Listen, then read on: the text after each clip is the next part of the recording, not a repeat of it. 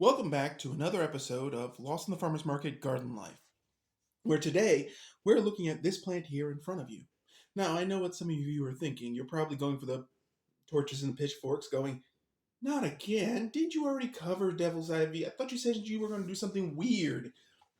Well, we're finishing out 2023 with something you may or may not recognize.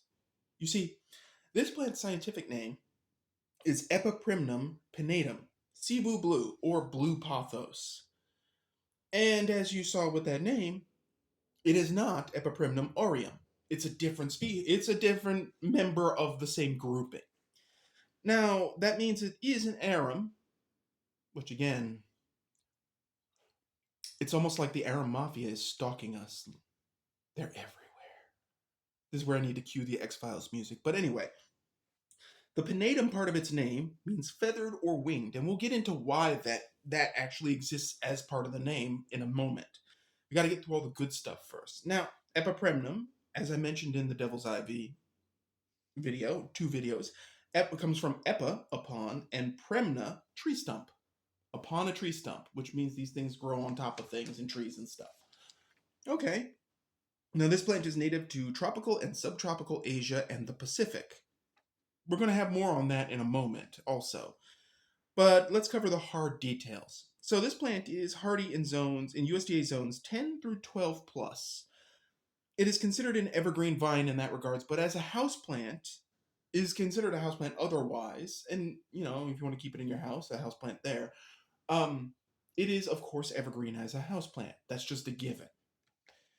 Its soil pH preference is 6.1 to 7.3, and that is what most credible sources agree on if they even offer a soil pH and don't say something bland like slightly acidic, slightly acidic, neutral, blah, blah, blah, blah, blah, which a few of them do. Not any help at all. But I'm going to point out that this plant basically does its best with a regular potting soil, not any of that nonsense sold by Miracle Blow, but a basic potting soil, something like Sungrow or, Fox Farm, something basic. No, they did not sponsor this video, by the way. They did not. I have to mention options out there for folks, because I do believe someone actually messaged me going, well, what soil do you recommend? Okay, so there's two out there. Jolly Gardener's a good third one. You can buy it in bulk and go to town with it. And it's straight dirt. Now, I know right now one of my hort professor's heads exploded because he heard me call potting soil dirt, but whatever. For the record, dirt is potting soil out of place. Supposedly. I don't split hairs on that. Now, as I said, basic potting soil that is well drained. You don't want to overwater this thing, much like Devil's Ivy. This is a little less tolerant of that. So I would water only when dry. The potting soil in the pot that you see is on the dry side, and I'm only doing that because it's winter and it suddenly got really quickly cold, and cold wet roots are a bad thing. Now, its exposure is bright but indirect. Okay, well, whatever that means, bright indirect, or medium light, which may mean a partial sun kind of situation. That's fine, I would, if you're going to expose it, I would gently expose it to natural sunlight, starting in the spring after last frost, and I would go for morning sunlight, not afternoon sunlight. But that's just my opinion. I don't really recommend putting it outdoors. Unless except in a protected location. Now, the individual vines from this plant can be up to 9 feet indoors. Outdoors, they can be 40 plus feet long, which is like, oh, baby, where are you going? But that's lots of cutting, so that works out well for you. Now, this plant in question, speaking of cuttings, is actually a cluster of cuttings. It's not just one plant, which is traditionally the best way to get plant density for the initial plant while it grows out and settles into its new pot. This plant will probably need to be repotted probably in November of next year if it shows aggressive growth. It's a mixed bag. I've heard reports of this having aggressive growth and not having aggressive growth. It's related to Devil's Ivy, so nuke it from orbit. It's the only way to be sure. Oh, wait. Sorry. Wrong movie. But anyway, so it's also known as centipede tonga vine, which you could, if you've ever seen one of the vines with the little roots coming out, it kind of looks, I could see that. dragon tail plant, which is a reference to its leaves, which we'll cover in a moment. And then in Tagalog, its name is Tibatib, Tibatib, which sounds like a nickname I ought to give one of the cats, but you know. If you guys can actually know Tagalog and want to correct me on that pronunciation, because I'm sure I botched it, I'm always sure I botch foreign pronunciations, you can put it in the comments section and I would greatly appreciate that.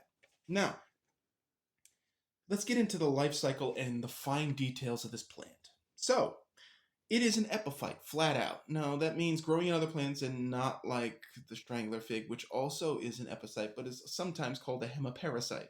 There's no ifs, ands, or buts that this thing is not that. The young leaves, speaking of those leaves and how it got pinnatum in its name, the young leaves are entire. Now, entire is a botanical term, a Latin term, that refers to leaves where the margins or the edges of the leaves are not lobed, do not have cutouts, do not have naturally occurring holes. I did an earlier video on Swiss cheese plants, and those holes in the leaves would technically make the leaves not entire, technically. But I digress there on that point there. So the older leaves naturally pinnately define themselves looking sort of like feathers or feathered wings. And that's where the feathered or winged pinnatum comes from, basically. Now, this plant you're seeing, it has all immature leaves. That's, those leaves are so immature that I can't even tell fart jokes without the plant giggling. So, see, there it goes. See how easy that was? I'll put on some Mozart later. It'll get cultured. It'll be fine. So, yeah, that's basically how it got that name. Now, interestingly enough, in plant circles, this plant is considered rare. I don't get it because I don't get it because I can get it in bulk, and I don't understand how anybody would call it rare. If I needed to buy a tray of these things, it wouldn't be expensive, so I'm not sure how it's rare. Maybe that's a distribution or perception issue. Plant trends are weird. The hot plant this year might be trash next year, and you just never know. And Cebu Blue is very popular. I'm not understanding where people think it's rare, but whatever. There are plenty of vendors online that will sell you one at inflated prices. I'm not one of them. So, about that name, Cebu Blue, and where it's from. The specific variety may be naturally occurring on Cebu Island in the Philippines. I've read a few sites and blogs while researching this that indicated that might be the case, and that's why it's called Cebu Blue. I cannot find any full-on credible sources backing this up, but it's an interesting thought to consider. Now, I just want to point out something specific here. This plant is not a monstera nor a philodendron. Okay? Those are two different groups of plants with different physiological morphologies and a slightly different or a noticeably different life cycle. It's not to be confused with them, and I may do a plant expose on the difference between devil's ivy, monstera, philodendron, Swiss cheese plant, the whole 9 yards. Y'all let me know if you want to see that. That might be the first video of 2024, which, seeing as how this is the last video of 2023, the last newly recorded one, I've got content that I can put up and, wacky stuff and shorts and things. But, if y'all want to see that, a breakdown on what the difference is, biological morphology, the whole 9 yards, put it in the comment section. I'd be happy to do it. I mean, one expose like the citronella geranium won't hurt. Another one. I've been waiting for ideas, and this might just be it, because the amount of frustration on that confusion that has been expressed to me,